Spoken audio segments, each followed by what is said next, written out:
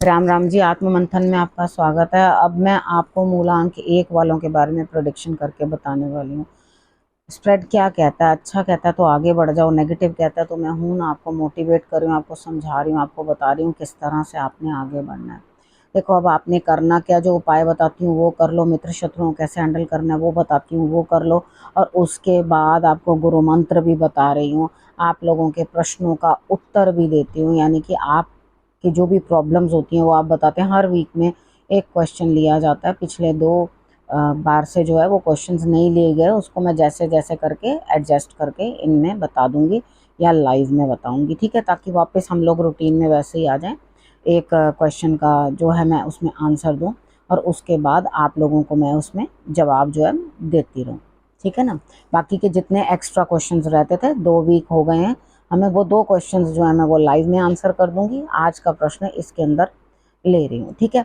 अब उसके बाद बात कर लेते हैं मंडे आपके लिए किस तरह से रहने वाला। देखो, यहाँ पे मंडे वाला दिन मुझे ऐसा लगता है कि आपके बाहर के रिलेटेड काम बनेंगे। काम उतने बढ़िया नहीं बनेंगे कि जितनी उम्मीद थी। माँ दुर्गा की आराधना आपके लिए बड़ी ज़रूरी है, ठीक है। कोई बाहर से फ़ोन आना, किसी के लिए दूर का कोई काम करना, तो उसके अंदर आपको जो है रिजल्ट मिलेगा, लेकिन 50%। उतना बढ़िया रिजल्ट नहीं मिलेगा कि आप सोचो कि हाँ सारा रिजल्ट मुझे बढ़िया मिल जाएगा, तो ऐसा होने वाला नहीं है। मिला जुला रिजल्ट जो है मिलने वाला है। तो अपने जीवन साथी का आपको जो है सम्मान करना है, महालक्ष्मी की आपको आराधना करनी चाहिए, ठीक है। उसके बाद आप अनार या अंगूर, इन दोनों में से किसी चीज़ का भोग जो है उनको लगाओगे तो आपके लिए रिजल्ट्स जो है वो अच्छे आएंगे। शाम के समय के अंदर मंडे वाले दिन आपने क्या करना है, शंकर भगवान को थोड़ा सा दही लेकर पानी में डालकर वो आपने चढ़ा देना है। अगर वो ना कर सको तो आप उसके बदले आप महालक्ष्मी को जो है देसी घी का दिया अर्पण कर देना, ठीक है। अब बात कर लेते हैं ट्यूसडे की। ट्यूसडे वाले दिन आपके लिए कैसे रहने वाला है?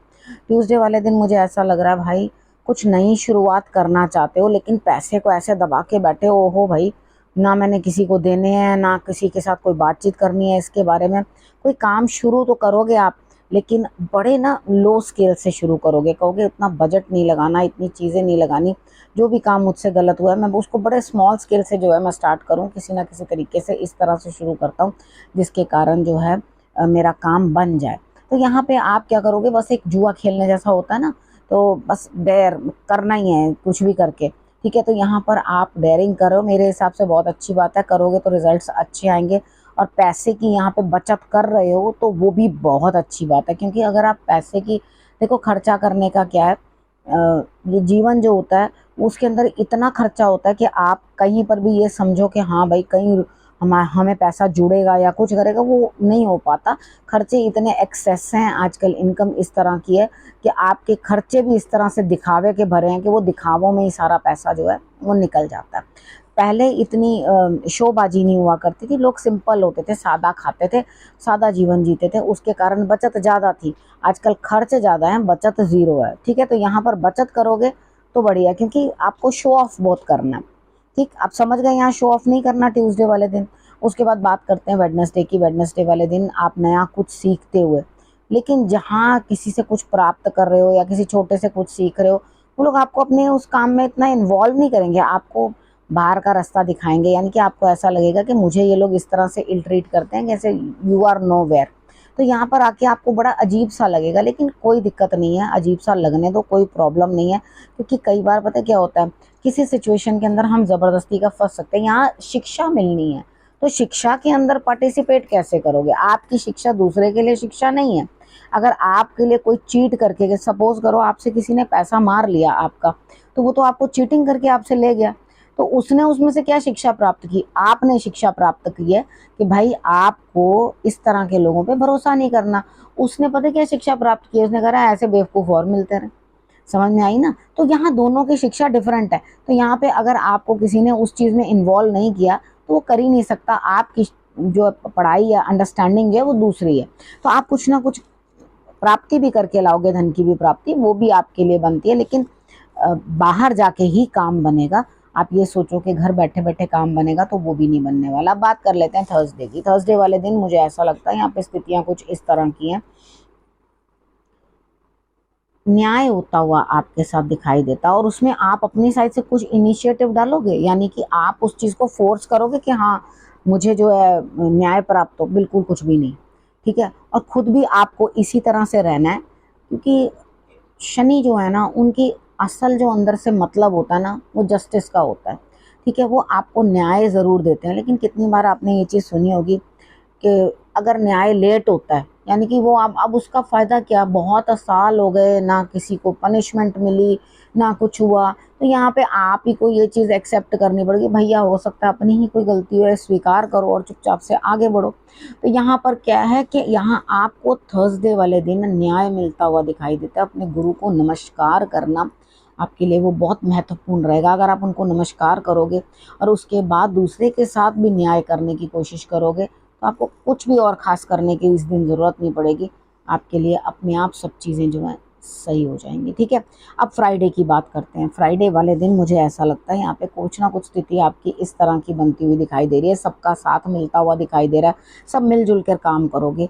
कोई सीनियर भी आपकी हेल्प करता हुआ यहाँ पे दिखाई देता है। कितनी बार होता है हम लोग सोचते हैं कि कोई सीनियर तो है ही नहीं, कितनी बार मैं भी ऐसा ही होता है कि कुछ प्रेडिक्शन करती हूँ और ये सोचती हूँ कि आए भाई कोई सीनियर तो है ही नहीं, कोई किस तरह से कोई मेरे सामने आएगा। तो एक कोई ना कोई बुजुर्ग आदमी होता है, वो आगे आकर के कोई ना कोई काम ऐसा कर जाता है, वो जो आप सोचते ही रह जाते हो कि भाई ये काम कैसे हो गया, किस तरह से हो गया। तो जब कार्ड आया है तो कोई ना कोई ज़रूर आपके इन लॉज की तरफ से आएगा, या कोई बुजुर्ग आदमी आएगा जो आपके लिए कुछ ना कुछ कर जाएगा।